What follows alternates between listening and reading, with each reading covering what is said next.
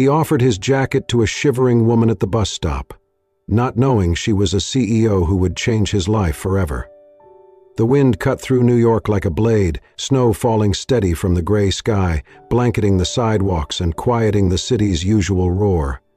At a nearly deserted bus stop under a flickering street lamp, Henry stood hunched in a fraying olive jacket, clutching a worn manila folder tight to his chest. Inside were 5 resumes, 5 silent rejections. He exhaled slowly, watching his breath fog in the cold night air. 46 years old. Former construction engineer, widower, father, and for now homeless. The thought landed heavily on him, like the snow piling at his feet. The red glow of a nearby pharmacy sign blinked 8:41 p.m. The bus was late. Cold had soaked through his worn boots. Then, through the snow, a woman appeared. She looked 30-something, in a business skirt and blouse, no coat, heels clicking on the pavement. Her wet hair clung to her face, arms wrapped tightly around herself. She stopped beneath the same awning, breath short, hands shaking. Henry tried not to stare, but her presence was striking. Clean, polished, yet clearly suffering in the cold. She rubbed her bare hands together, failing to warm them. He looked away. Just another night. Just another bus to nowhere. But then the wind howled. She flinched, curled inward, and Henry glanced at her again. His jacket wasn't much, but it was something. He could keep it, stay silent, be like everyone else. But he didn't. Without a word, he shrugged off the coat. The cold bit hard. He stepped toward her and held it out. Startled, she said, "You don't have to do that." Henry gave her a tired smile. "I've already lost enough today. This coat, it's the only thing I have left to give." She hesitated, "But you need it more than I do." Still, he gently draped it over her shoulders. "Not tonight." The warmth startled her. It smelled of soap, maybe coffee, comfort. She pulled it tighter without meaning to. "Thank you," she whispered. He nodded, folding his arms to keep warm. They stood in silence as the snow fell around them. After a moment, she turned to him. "What's your name?" "Henry." "I'm Claire." "Nice to meet you, Claire." She glanced at him. "You shouldn't have given me your jacket." He smiled faintly. "Probably not. But I couldn't just let you freeze." The low rumble of a bus broke the silence. Headlights pierced the snow as it pulled up. Claire moved toward it, then turned back. "Do you have somewhere to go?" Henry shrugged. "Somewhere," he said, not explaining it was the back seat of a rusted truck behind a warehouse. She reached into her purse and handed him a card. "In case you ever need anything." He took it, slipping it into his folder without looking. He didn't expect to use it. People said things like that all the time. Most didn't mean it. Claire stepped onto the bus, glanced back once more, the coat wrapped around her like armor. Henry watched until the bus disappeared into the snow. Alone again, he stood shivering, not from the cold, but from something else. Something small, quiet, powerful. He looked up at the sky, then down at the empty street. "Maybe tomorrow," he whispered, then turned and walked into the night. Henry walked slowly through the quiet back streets, snow crunching under his worn shoes. There was no need to hurry. No one waiting, no lights left on in a window. Just the cold familiarity of his truck, parked behind an old warehouse on the edge of the city. He reached it just after 9. The old '98 Chevy was rusted, the heater long dead. Inside the front seat was a nest of blankets, a pillow in the corner, and a lunchbox tucked beneath the dashboard. He climbed in, shut the door, and sat in silence. From the glove compartment, he pulled out a small tin box and opened it. Inside was a faded photograph. His wife, Lily, smiling bright, and their son, Noah, around 7, with a crooked grin. "Good night, Lily," Henry whispered. "Good night, Noah." He leaned back, eyes on the ceiling, letting memories wash over him. He had once been Henry Miles' structural engineer. He built things. Schools, homes, hospitals. He had a wife who taught kindergarten, laughed often even when life was hard. Their son had her laugh, joyful and unfiltered. They weren't rich, but they were content. Then the cancer came. By the time they found it, it was already stage 4. Lily was gone in 9 months.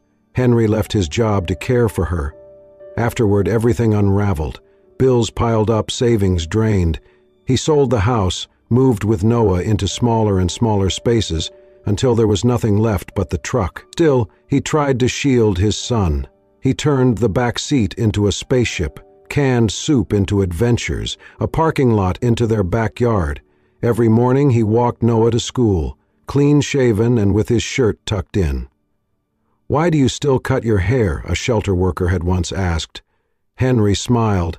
"Because my son needs to believe things can get better, and I need to look like I believe that too." He worked whatever jobs he could find, moving furniture, fixing gutters, sweeping construction sites. It wasn't enough, but it kept them together, until last fall. A social worker stepped in, said it wasn't safe, said Noah needed stability. Henry didn't argue. He knew they were right. Through blurry eyes, he signed the papers, hugged his son, and promised, "Just for now, I'll come back for you." Since then, every day had been a climb.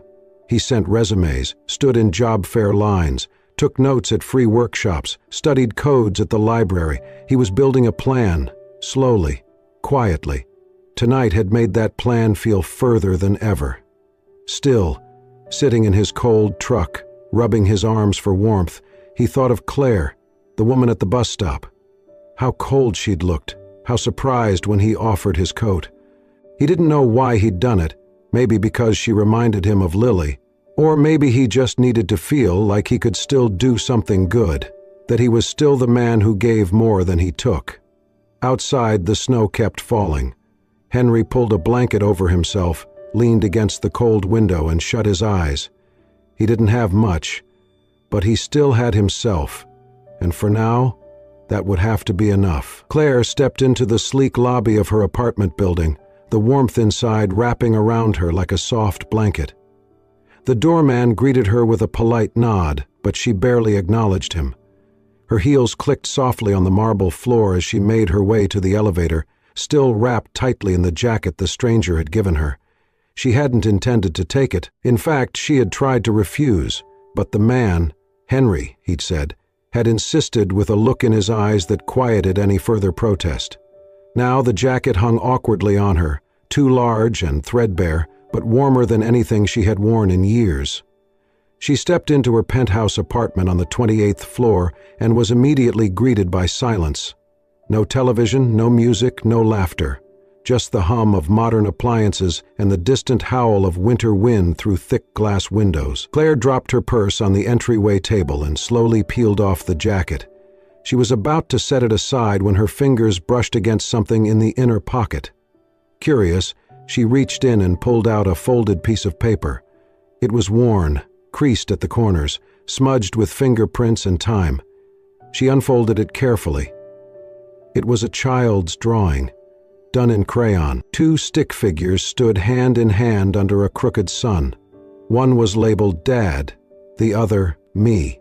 A small heart floated between them. At the bottom, in uneven handwriting, were the words, "I love you, Daddy, Noah." Claire stood frozen. She stared at the drawing, the words blurring before her eyes. A tremor ran through her, and she sank onto the edge of her couch, jacket still in one hand, the picture in the other. Her throat tightened. Noah. The name stuck in her mind like a thorn.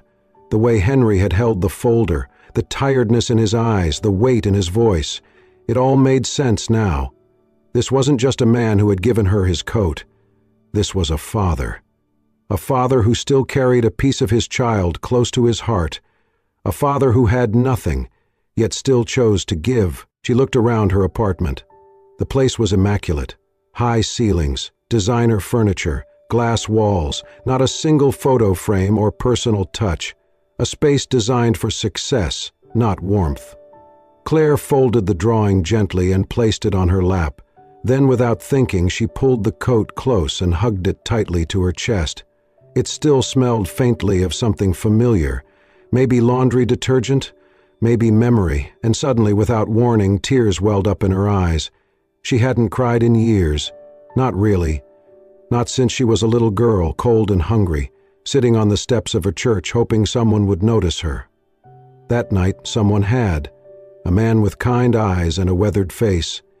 He had taken off his coat and wrapped it around her shoulders. He hadn't said much, just smiled and told her she'd be okay. It had been the first act of kindness she remembered, the first time she felt seen. She never saw the man again, but that moment changed everything. Claire sniffed and wiped her cheek with the back of her hand. She wasn't the same girl anymore. She had clawed her way out of the foster system, worked through college on scholarships and sheer determination, built Infinity Group from a single app idea to one of the most influential tech companies on the East Coast. She had earned every dollar, every accolade. But somewhere along the way, she had forgotten what it meant to need, what it meant to give. Tonight, a stranger reminded her. She looked again at the drawing, at the shaky little heart between the stick figures, then at the coat in her arms. Too big, too worn, but heavy with meaning. And for the first time in a very long time, Claire Langston cried, not because she was broken, but because something inside her had been gently, beautifully cracked open. The next morning, Claire sat at her desk, a cup of untouched coffee cooling beside her. The skyline stretched endlessly beyond the floor-to-ceiling windows of her office, but her eyes were fixed on the crumpled drawing in her hand. The edges were worn now from being unfolded and folded again, as if she were trying to memorize every stroke of crayon. She had barely slept.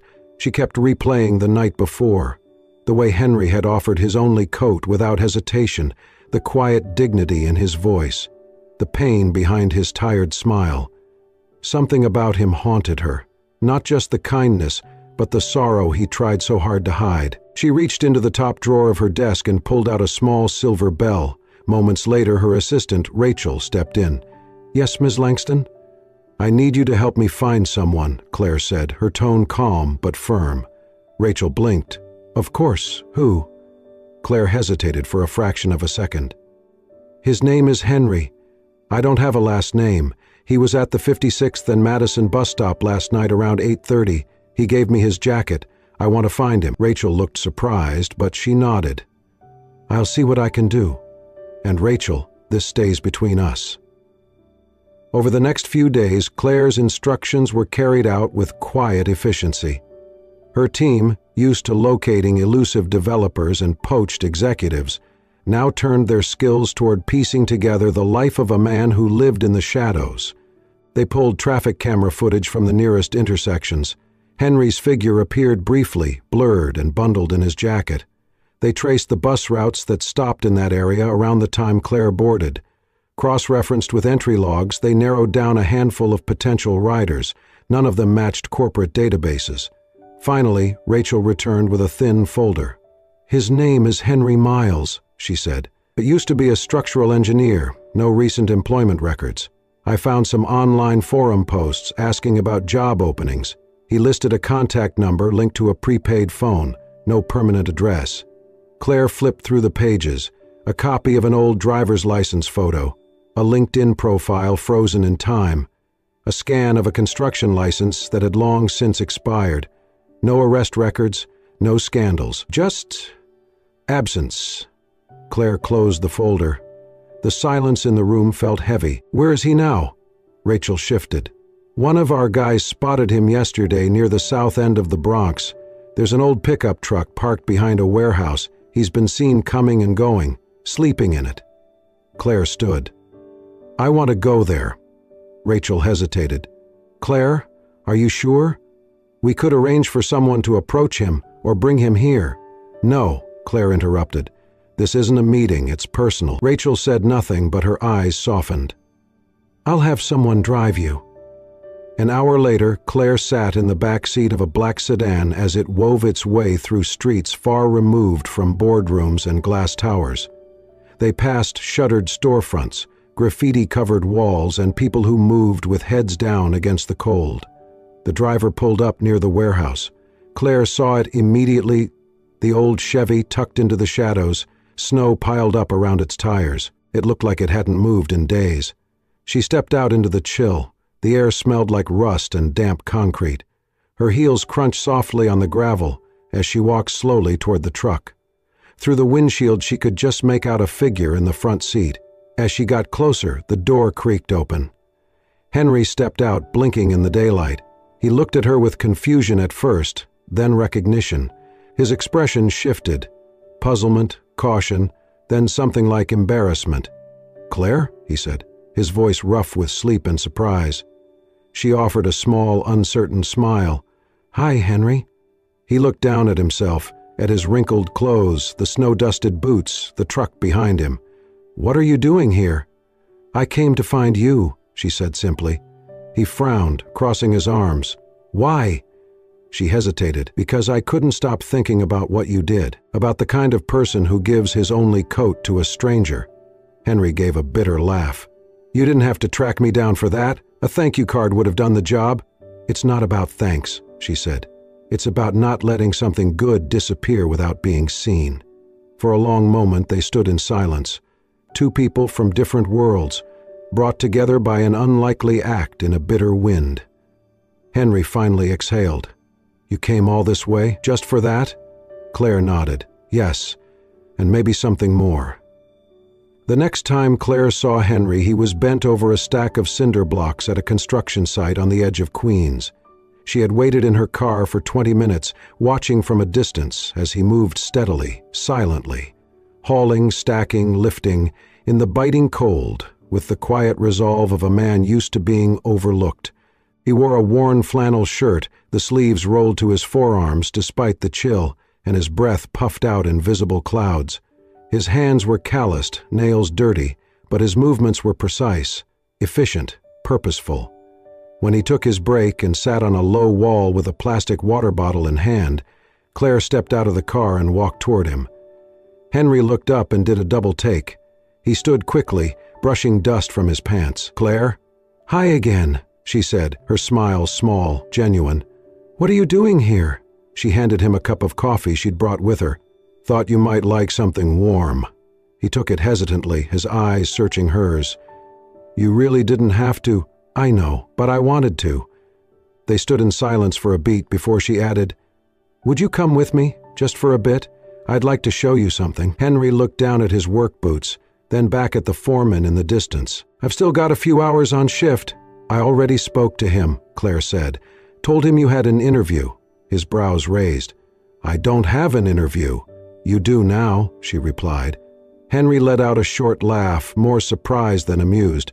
"Okay, let's see what this is about." They drove in silence. Henry glanced out the window, fidgeting occasionally, conscious of his appearance. Dusty jeans, rough hands, the faint trace of sweat on his collar. Claire didn't seem to notice. When they arrived at Infinity Group's downtown headquarters, Henry hesitated in the marble-floored lobby, eyeing the massive glass walls, the polished chrome, the endless buzz of people in suits. "I don't belong here," he said under his breath. Claire turned to him. "Just come upstairs." They entered a private conference room with floor-to-ceiling windows that overlooked the skyline. Claire offered him a seat, then closed the door and sat across from him. Henry cleared his throat. "So, what's all this about? Returning the coat?" Claire shook her head. "No, this isn't about the coat. I kept that. It's mine now." Henry blinked. "Okay." She leaned forward. "I didn't come to thank you. I came because you made me remember something I forgot. A version of myself I had buried under years of boardrooms and deadlines. You reminded me that real change doesn't always start with innovation or strategy. Sometimes it starts with kindness." Henry looked down. "Claire, I'm just a guy trying to survive. And that's exactly why I brought you here." She slid a folder across the table to him. Inside was a job proposal, a contract, a new position, cultural and human values advisor. Henry frowned as he flipped through the pages. "What is this?" "It's a new role, one I created. Someone who sits in on department decisions, training programs, development discussions, not to talk numbers or strategy, but people, values, compassion. You'd share your experiences, help shape the heart of this company." Henry laughed awkwardly, shaking his head. "Claire, look at me. I don't have a degree in psychology. I didn't graduate from Harvard. I sleep in a truck. You were an engineer. I haven't built anything in years." "You built a moment I'll never forget," Claire said softly. Henry looked away, overwhelmed. "This isn't charity," she continued. "This is a role only you can fill. You know what it's like to be invisible, to be passed over, and yet you stopped in the cold and gave your only coat to a stranger. That tells me more about leadership than any resume ever could." He opened his mouth, closed it, struggled for words. "I'm not qualified," he said finally, voice low. Claire leaned forward, her gaze unwavering. "You don't need a degree to teach people how to care, because you live it every day." Claire looked directly into his eyes and said, "You don't need credentials to teach people how to be kind, because you've lived it, and that's more powerful than anything you'll ever put on paper." Henry's throat tightened. He stared down at the proposal, then back at her, and for the first time in years he felt something flicker inside him. Not fear, not defeat, but hope. Raw, unfamiliar, terrifying. Hope. Henry sat alone on the bench outside the towering office building, the job proposal resting unread in his lap. His fingers ran along the edges of the folder, but his eyes stared off into the busy street, unfocused. He couldn't do it. It wasn't that he didn't want to. Somewhere deep down, he did, but fear gripped him, tight and familiar, the kind that whispered cruel things late at night. "She's just being nice. This isn't real. You'll mess it up. You always do." The offer felt like a trap wrapped in kindness, and Henry, who had spent years learning to distrust anything that seemed too good to be true, couldn't shake the weight of doubt. He didn't see Claire step out of the building and walk toward him until she sat beside him in silence. "You haven't opened it," she said softly. Henry gave a dry chuckle. "Didn't think I needed to. I already know how this ends." Claire tilted her head. "How?" "Someone like me doesn't end up in a place like this. You don't build a company like Infinity by hiring people who sleep in trucks. You think I made you an offer out of pity? I think I don't belong in your world." Claire looked ahead for a moment, then stood. "Come with me, just for an hour." "Claire?" "No suits, no meetings. Just trust me." Against his instincts, he stood. They drove in silence for over 30 minutes, away from the city's shining towers and into a quieter part of town. Finally, they pulled up in front of a modest red brick building with a faded green awning. A painted sign read, "Thomas's Place, a safe space for every child." Henry followed her inside. The walls were bright, covered in handprints, painted animals, quotes about kindness. The air smelled faintly of crayons and warm bread. Laughter echoed from down the hall, high, joyous, unfiltered. Children. Claire led him past a community kitchen, a reading room, into a wide playroom filled with second-hand toys and handmade posters. Kids of all ages were sprawled across the floor, building puzzles, reading, playing. "This place," Claire said quietly, "was named after the man who saved me." Henry looked at her. "I grew up in foster homes, bounced around. Some were kind, some weren't. One night, I ran away. It was freezing. I was 12. I curled up outside a church, just waiting for morning." She paused. Her voice softened. "He found me. An old man named Thomas. He gave me his coat, sat with me all night. Didn't ask questions, just stayed." Henry didn't speak. He couldn't. "I never saw him again," Claire continued, "but that moment, it was like someone reached into the darkness and said, 'You matter.' I built this place because of him." She turned to face Henry fully. "And last week, someone else gave me a coat. Didn't know who I was. Didn't ask for anything, just gave." Henry swallowed hard. "You remind me of him," she said. "Not because of what you gave me, but because of who you are." They stood in silence, surrounded by the sounds of life and laughter. Henry's eyes wandered across the room, at the children playing, a volunteer tying a shoelace, a young boy reading aloud with too much energy. It felt warm, real. Claire touched his arm gently. "I don't need you to fit in a boardroom, Henry. I need you to remind people of this, of what it means to care." Henry didn't respond, not with words. His eyes were wet now. He looked down, trying to blink them away, but they came anyway. Quiet, unguarded tears. And then he nodded. Not for the job, not for the salary or the title, but because for the first time in years he felt it. He was still needed, still useful, still human. Henry stood motionless in the center of a room full of joy and laughter, a single tear trailing down his weathered face, not out of sadness, but from the profound relief of realizing he still mattered. Henry's first day at Infinity Group didn't start with fanfare. There was no welcome party, no press release. Just a quiet meeting in a small, glass-walled room on the 5th floor with a few skeptical department heads and a stack of sticky notes. Claire had introduced him simply, "This is Henry Miles. He's here to help us build something more meaningful than just profit." The looks were polite but uncertain, but Henry didn't flinch. He began by sharing his story, not the sob version, not the headline-grabbing kind, just pieces, honest pieces.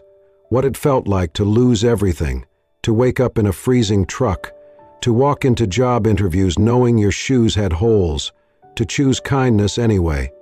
At first, they listened with cautious curiosity. By the end of that first week, they were leaning forward. Henry had a way of speaking that didn't preach or perform. He asked questions that made people pause. "When was the last time you really looked someone in the eye? Do you know the name of the janitor who cleans this floor?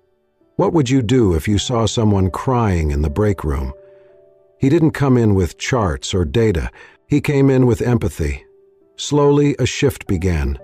One by one, employees started seeking him out. First the interns, then junior developers, then department heads. Some came to talk about stress, others about burnout. A few came just to sit quietly during lunch. Henry listened, and when he spoke, he didn't offer solutions. He offered perspective. "You're not broken," he once told a young programmer who confessed he hadn't slept in 3 days. "You're just tired. Being tired doesn't mean you're weak. It means you've cared for too long without someone caring back." That line ended up taped to office doors, printed on mugs, quoted in all company emails. Claire watched it all unfold from her corner office. She saw how break room chatter changed, how laughter returned, how productivity rose, not because of pressure, but because people felt seen. It wasn't long before Henry had an official space of his own, small, cozy, filled with plants, secondhand books, and a coffee pot that never seemed to empty.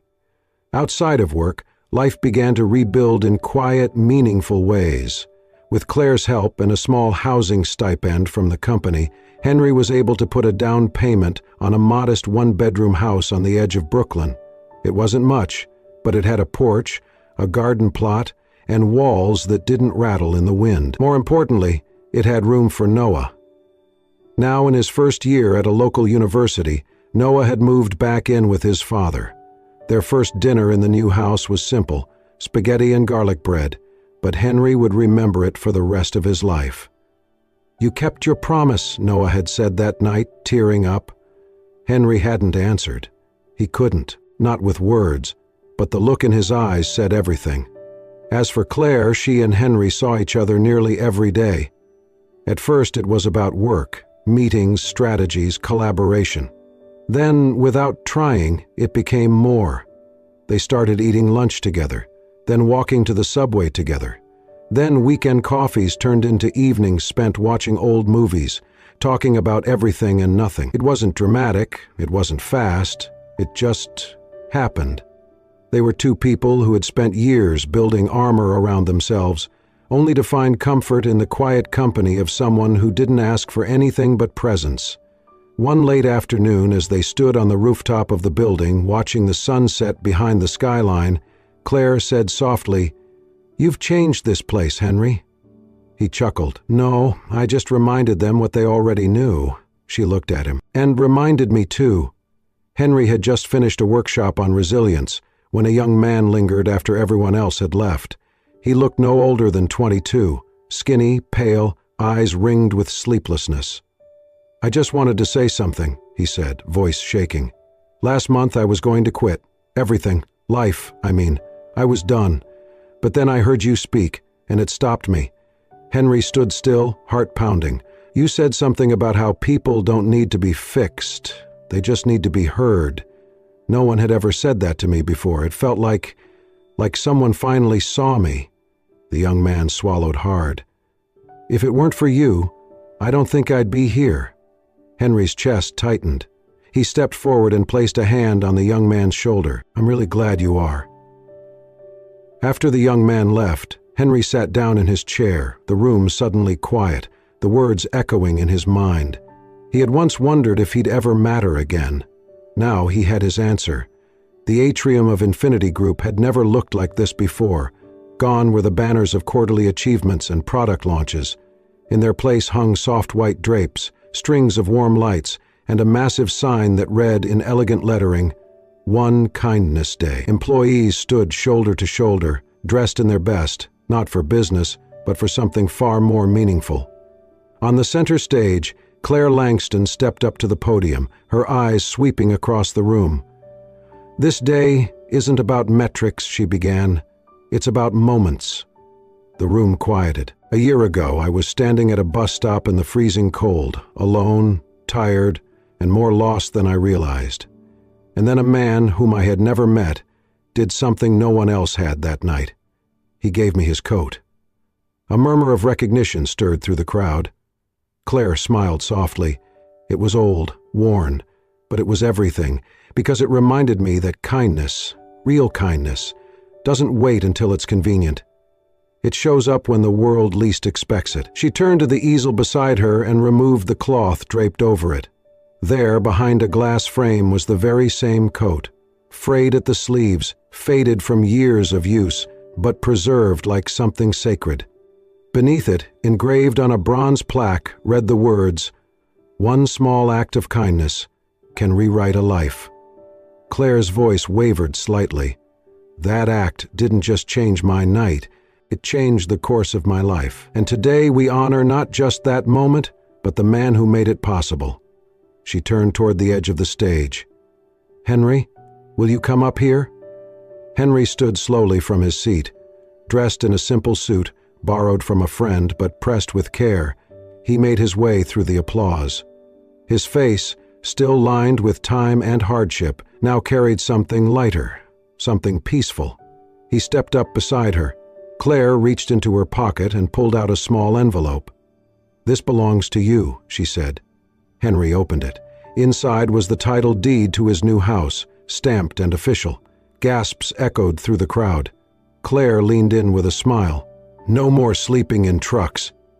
The room erupted in applause once again, but Henry held up a hand. I actually have something too, he said, reaching slowly into his jacket pocket.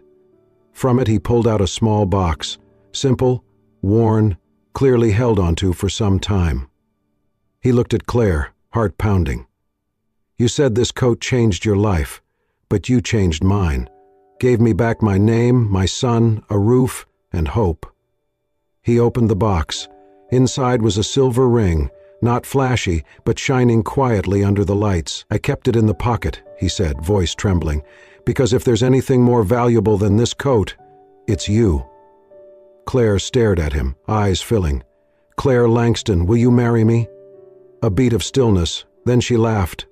A soft, choked, beautiful sound, and nodded through tears. Yes, of course yes. The crowd rose in a standing ovation, cheers and claps bouncing off the high glass ceiling. 1 month later they were married. The wedding wasn't held in a grand ballroom or a 5-star resort. It took place at Thomas's place, the little red brick community center that meant the world to them both. Children made paper flowers. The chairs didn't match. The cake was baked by one of the interns from Henry's mentorship program, but the room glowed with something money couldn't buy. Claire wore a simple white dress, her hair loose. Henry once again wore that same suit. Noah stood at his side as best man. The guests were volunteers, co-workers, people from shelters, and dozens of young employees who once sat in Henry's tiny office searching for purpose. During the vows, Claire held Henry's hands and looked into his eyes. Once you gave me a coat, she said, her voice clear and sure. Tonight, I give you my whole life. Her words fell over the room like sunlight through a stained glass window. Soft, radiant, unforgettable. Henry couldn't speak. He just nodded, tears slipping down his cheeks as the crowd around them dabbed at their eyes. Laughter followed, music played. The reception spilled out into the courtyard, where children ran barefoot and strings of fairy lights danced in the twilight. Someone snapped a photo. Henry and Claire stood beneath the sign of Thomas's place, side by side, her head on his shoulder, his arm around her, and beside them on an easel stood the old coat. Silent, worn, and now immortalized. That image would go on to circulate online, shared, reposted, and talked about. A symbol not just of second chances, but of how something as simple as kindness could reach into the cold and rewrite everything. Sometimes, the smallest gesture, a coat, a smile, a kind word, can echo further than we ever imagine. Henry didn't have much, but he gave what he could. And in return, he didn't just change Claire's life, he found love, purpose, and a new beginning. Their story reminds us all, kindness doesn't require perfection. Just presence. Just heart. If this story touched you, if it reminded you that hope still lives in unexpected places, please like, share, and subscribe to Soul-Stirring Stories. Here, we tell the tales that warm the heart, restore your faith in humanity, and remind us what truly matters. Until next time, stay kind and keep believing.